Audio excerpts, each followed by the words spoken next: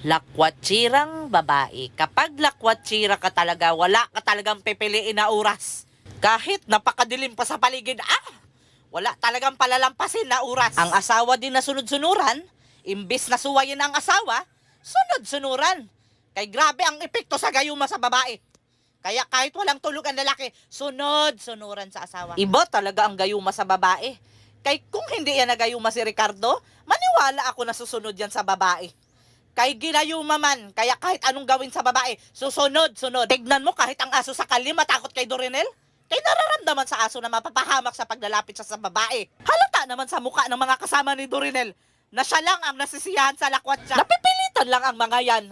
Kay nagayuma man sa babae, ganyan ka-epekto ang gayuma sa babae. Lahat mauuto. Grabe ang isi sa babae, oh. Pero pakilusin mo yan sa mga gawaing bahay. Nakasimangot. Pero sa lakwatsa, grabe ang bungis-ngis sa lupa. Napakasaya ninyo sa lakwatsa. Pero yung mga iniwan ninyo sa bahay, hindi ninyo naisip. Kayo lang ang nag-i-enjoy. Sa bagay, ganyan naman talaga kapag tumatanda tayo. Iniiwan na lang tayo ng mga tao ginagawa tayong dekorasyon.